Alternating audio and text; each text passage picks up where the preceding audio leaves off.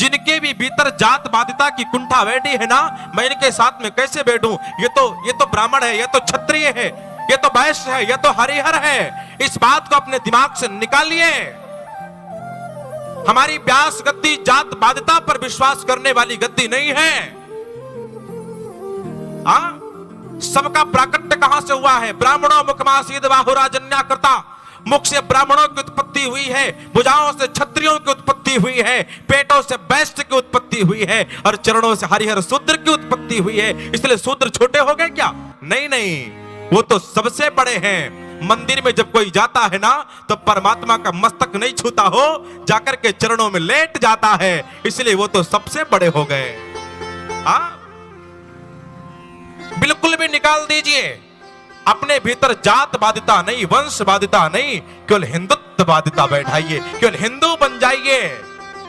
पहले राष्ट्र, उसके बाद में कास्ट। और जितनी बार हम जाति में बंटते हैं, उतनी बार हम और आप कटते हैं। यदि प्रमाण चाहते हो तो बांग्लादेश की तरफ एक बार नजर उठा करके देख लेना।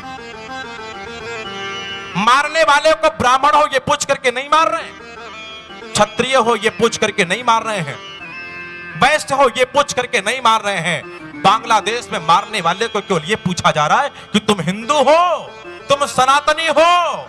अगर सनातनी है तो मार दे रहे हैं। और माई बाप वो स्थिति यहां पर दोहराने ना पाए, इसीलिए आपको जगना पड़ेगा, आपको सचेत होना पड़ेगा, अपने सनातन की पताका को लहराना पड़ेगा, हिंदुत्व के ध्वज को स्मारक पर लगाना पड़ेगा।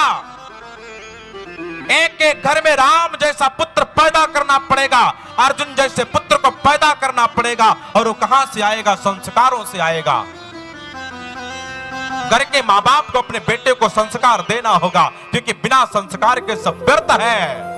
और जब आप संस्कार देना शुरू करेंगे ना, छोटे से बच्चे को अपने साथ में लेकर के मंदिर तक आएंगे ना, अपने आप वो सनातनी बनेगा। हिंदुत्व की बाध्यता उसके भीतर जगेगी। हिंदुत्व का संकेत करते हैं बाबा कि भैया ये कथा में कोई बड़ा और छोटा नहीं है, कथा में कोई अमीर और गरीब नहीं है, कथा में कोई पवित्र और अपवित्र नहीं है, सब समान है। यदि बड़ा छोटा होता ना, तो महादेव कुंभज के पास में मत जाता।